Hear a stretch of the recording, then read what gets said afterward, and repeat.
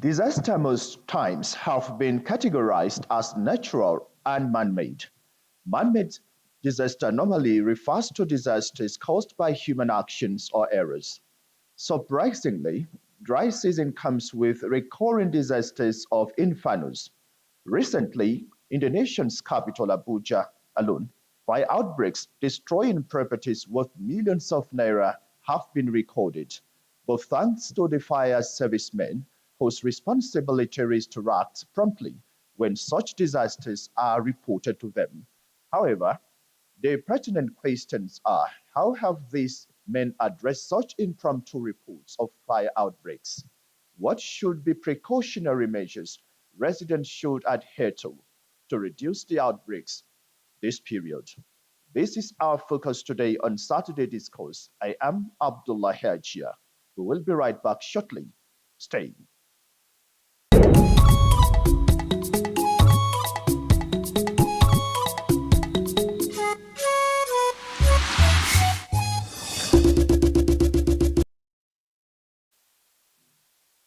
Thank you for staying tuned. First, we begin with the news segment. President Bola Tinubu this Saturday departed Abuja for Berlin, Germany, to attend the G20 Compact with Africa conference holding November 20, 2023. The president took off from the presidential wing of the Nnamdi Azikiwe International Airport, Abuja, at about 6:15 p.m. Nigerian time during the conference to be hosted by German Chancellor Olaf Scholz. President Tinubu will join other heads of state and government of CWA members countries, bilateral partners, as well as heads of international organizations to deliberate on the immediate enhancement of economic and business cooperation with a view to outlining concrete measures to boost investments in critical areas such as energy, trade, infrastructure, and new technologies, among others. The G20 conference will take place alongside the fourth G20 Investment Summit, co-hosted by the German government and German business associations. In view of President Bola Tinubu's globally recognized drive for foreign direct investment in Nigeria, the president will sustain the momentum and advance the mission further as he leads Nigeria's delegation to participate in the investment summit. President Tinubu is expected to return to the country following the conclusion of the conference.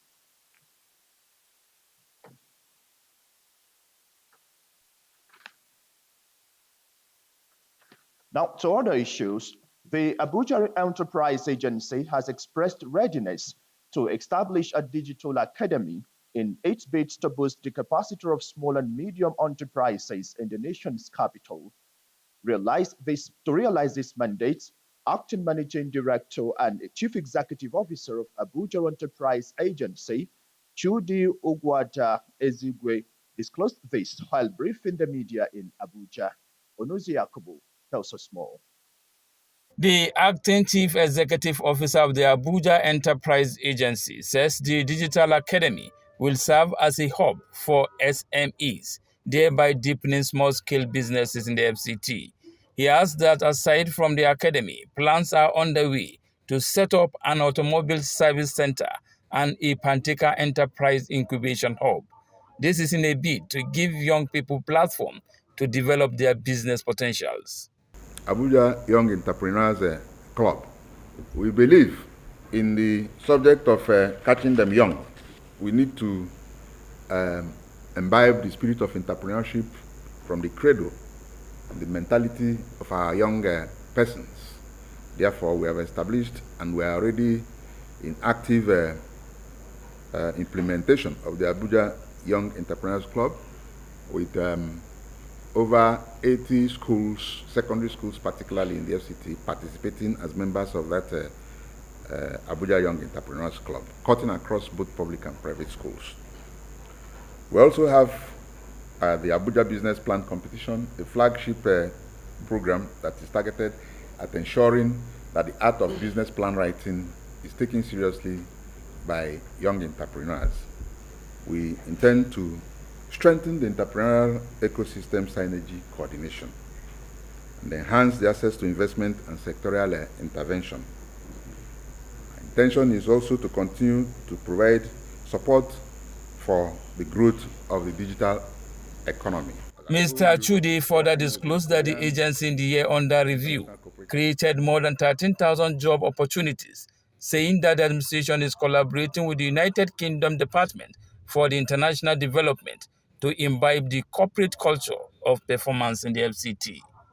Onoze Yakubu, NTA News. The Harmattan is characterized by cold, dry, and hazy weather conditions with fluctuating temperatures as low as 9 degrees Celsius all day and sometimes can soar as high as 30 degrees Celsius in the afternoon. In this report, Aliyu Kabir takes a look at the effects of the weather and the possible low visibility, particularly as it may affect flight schedules in the country.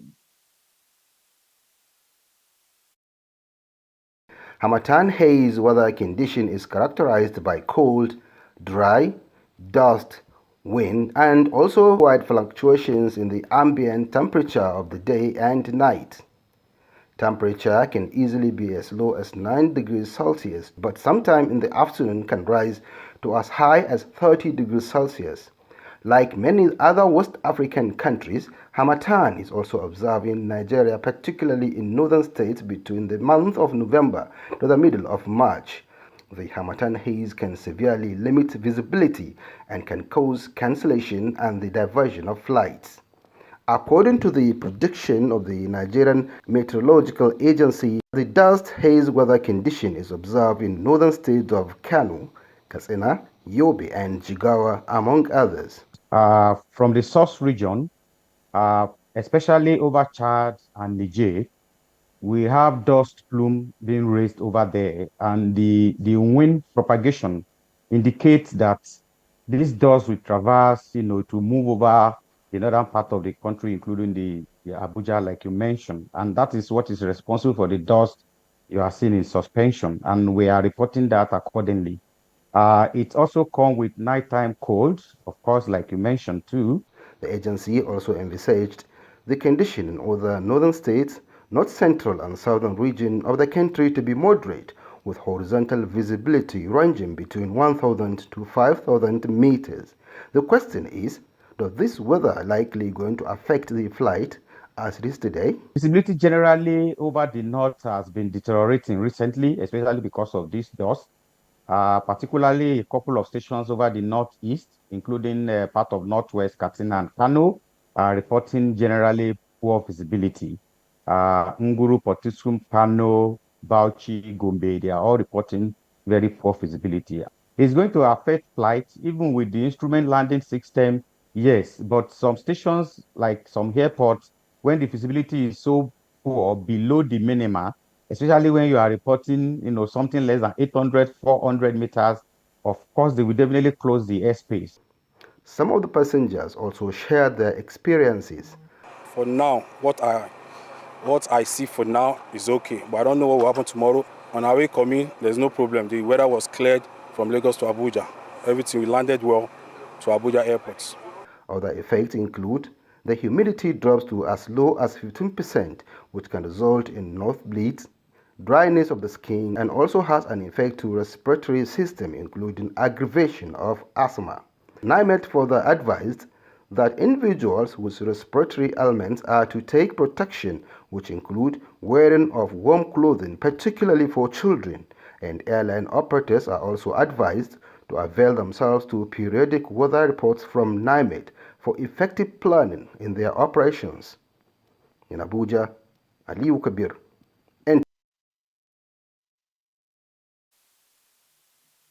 Now, owners and staff of the Samsung Electronics Mall in Wuse to Abuja are trying to put their life back following the fire incident that occurred recently. Although the cause of the fire was still not made public, many assume it might be a case of electrical fault. The report. The fire outbreak started at about 7:30 in the evening, consuming all the electronics items there. Although the investigation is still ongoing to know the cause, Eyewitnesses alleged that it could not be unconnected with some electrical faults. The two-story building was completely razed down. No item recovered due to the intense fire. Actually, yesterday when the fire incident happened, though the fire service came up late before the incident, the fire have already started and the flame was so high. Like the street men were going inside picking some phone accessories and some electronics inside the fire. FCT Fire Service said as at the time they arrived at scene, hoodlums attacked them, so there was little access to the building. And this building was very well aesthetically built. Because of the work of aesthetics, it enhanced combustion and the spread was very quick and very rapid. Because of the crowd that attacked the fire service fighters, we had to call the police, as I told you earlier, and civil defense for crowd control. Within that space, before you know it, fire have already spread around the building. The fire also extended to a filling station close to the building, but was contained. However, one vehicle seriously damaged. This building behind me used to be a commercial hub for electronic activities. Today, it is completely razed down. The cause of the fire incident yet to be ascertained. Effort to reach out to the management of this business outfit proved abortive. And for now, they say they are under trauma and will not be able to grant any interview. Ramatu Abdullahi, NTA News. All right, thank you, Ramat. So now, disaster was averted early hours of Friday morning when tanker laden with petrol, which came to offload its products at the corn oil filling station at Area 10, suddenly knocked forward, ramming through the petrol station's fence midway onto the express road. Eyewitness who spoke off camera expressed relief, especially as the usual busy road was free of traffic at the very early hours of the morning when the incident occurred.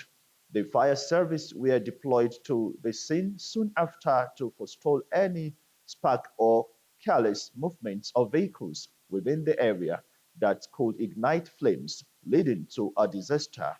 Correspondent Michael Okondo reports that the area was cordoned and the fire service department, as well as other rescue and emergency response units, were on ground during the removal of the petrol tanker.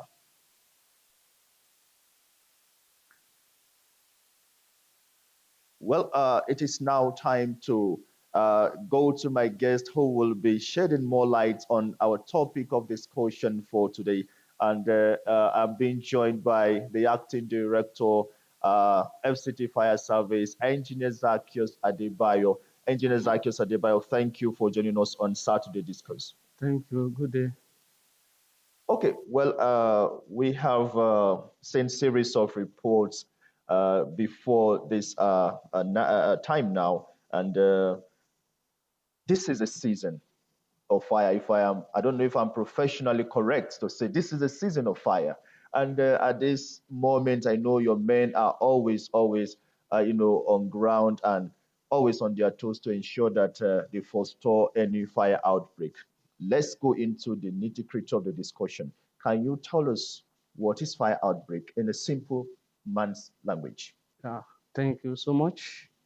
An event can be ordinary emergency or can degenerate to a disaster, depending on the roles played by the general public, the fire service, and the government. When we say fire outbreak, that is disruption of lives, the disruption of smooth running of activities of an individual or general public in an environment. This can involve widespread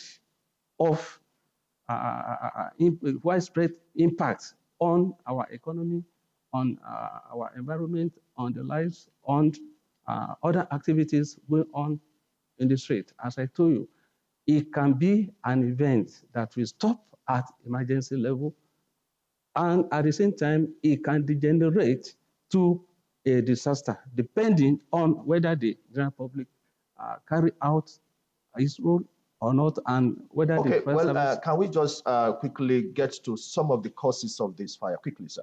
Okay, thank you. Our causes of fire can be divided into three major parts. One is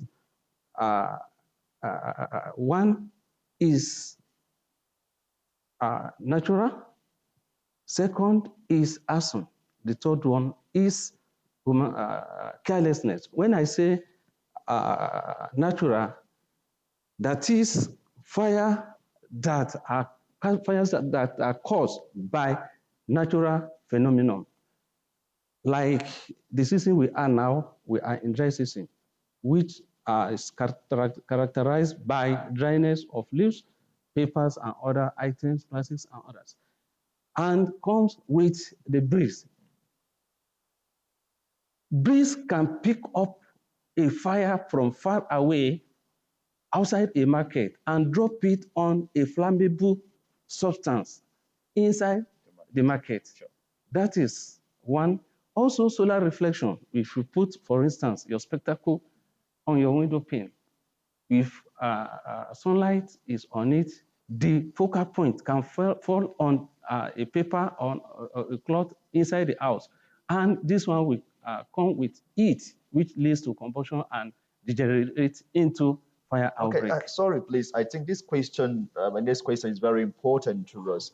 In recent times, we've seen incessant fire outbreaks, just like we watch in some of these reports. What can you make of all this? Are we prepared to, rise to the occasion, or how proactive can we be to prevent them? Thank you. I told you we all have roles to play. Number one, we should train our personnel on fire safety management. We should buy and install fire defense equipment in all our building structures and homes. We must practice, learn how to use this fire equipment and practice home safety drills, which we call EDIT, how to evacuate when there is any fire outbreak. Also, our electrical installations at home and offices must be carried out by qualified personnel. Also, the way we handle fires at home. For instance, our gas cylinders, we were told, must not be kept inside the kitchen or inside the house. It is very, very important. We should not allow our children to get rich to the matches that we use in the kitchen. Then, let me quickly chip in this one. Our generator, when we use our generator, it must be properly attended to. There should be no any point in time when we will keep a diesel tank within the generator house. It is very, very important. We should not make this okay, sir. Well, so one thing that might look very, astonishing is whenever there is fire outbreak, whether man-made or natural, man tend to run away from fire, but professionals like you run to the fire. What difference? How can you teach the public how to be able to subdue this fire or quench this fire whenever it occurs? Quickly, sir. Thank you so much. That is our calling. We are trained that when people are running out for their lives, we are risking our lives in where the danger is. So one thing is training. When you are trained to carry out an operation, the boldness is there. When you have the boldness, you are sure that you are going to overcome your enemy. So training is number one. We don't allow anybody to go into fire without proper training. Number two is the equipment. Modern firefighting equipment. When you have this one, you will be encouraged to face the challenges of fire at any point in time. Then also, when you have able firemen around, that when you see them, you'll be able to... Thank you very much, Engineer Zacchaeus Adeba. You seem to have so much to share with us on the program, but we have to appreciate you for the much you have been able to share with us. And Subsequently, we'll get to know more about firefighting with men like you in the FCT Fire Service. Thank you very much for coming. Emergency number. All right. Well, we'll go on a short break, and when we return, the news continues in a moment. Stay. Relive your delightful moments via a telecast.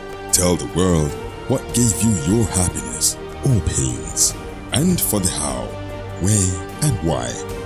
Share your joys of coronation, chieftaincy honors, engagement parties, traditional wedding ceremonies, weddings fatiha, nikah, naming ceremony church programs, housewarming, inaugurations, award nights, school and social events, or moments of grief like burial ceremonies with many others. Don't let your events pass and your story not be told on Memories every Saturday, 7:30 p.m. on this station. Memories, making your events memorable.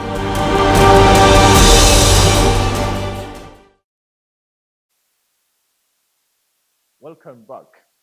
Now, the establishment of the Chartered Institute of Development Studies and Administration of Nigeria at this critical moment of our national life is a step in the right direction. This is in view of newly inducted members of the institute who have promised to match words with actions in bringing about impactful developments in the country. Ramatu Abdullahi reports.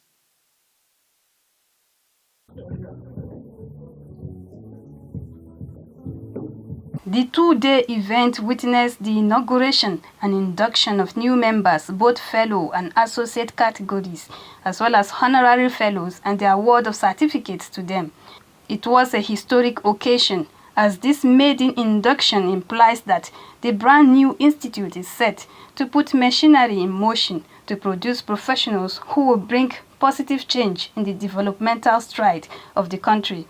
Many believe this is timely and coming at a time when Nigeria is working towards addressing the challenges of development. The next level now is how do we attract more Nigerians to be educated in what the concept of development administration and administration of development are all about. The development, no matter how small it is, should touch the life you aim it to. So I'm happy to be inducted, though we have started in Pandi long ago, and today I'm also a fellow member and I'm watching what the Lord is doing, so I'm happy.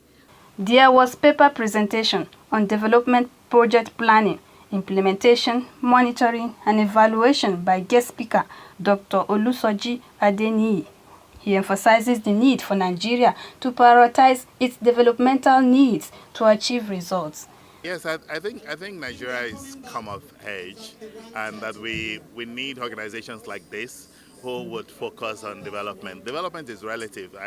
Like I said during the lecture, Nigeria needs to understand that our own development might be unique to us. What energy means to the man in Russia is not the same to the man in Akwa Ibom or the man in Sokoto.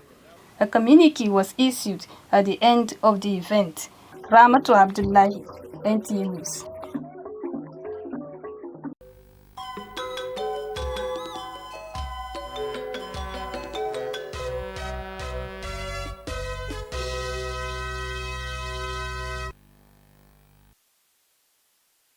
Time now to hear from the world of sports. Let's join our sports text. Nigeria's under-20 girls, the Falconets, will go up against their Tanzanian counterparts in a second round of 2024 FIFA Under-20 Women's World Cup African Qualifying Series. The second leg encounter is billed to be played at the MKO Abiola National Stadium on Sunday. Both teams battled to a one-goal draw in the first leg, match played at the Azam Sports Complex in Tanzania's commercial and industrial capital, Dar es Salaam, on Sunday last week. In another development, Nigerian Super Eagles have touched down in Kigali, Rwanda, early Saturday to begin preparations for the 2026 FIFA World Cup qualifying showdown against the Warriors of Zimbabwe for Sunday. With Sports Brief, Hakimat Aliu, NTA News. Thank you, Hakimat, and this is how the package has been. But before we go it is important to share with our viewer out there, considering the importance of the topic of this course for this week, Saturday discourse. And we'll be sharing with you the FCT Fire Service emergency number in case of any eventuality or any emergency of fire that you can reach them as quickly as possible. The number is 092 906118. I take it again, 092 906118, or you call the 112 emergency number. Well, thank you for your company. This is how we're going to call it a wrap on Saturday Discourse for this week. I remain Abdullah Hedja, urging you to continue to be patriotic and stay safe. Bye for now.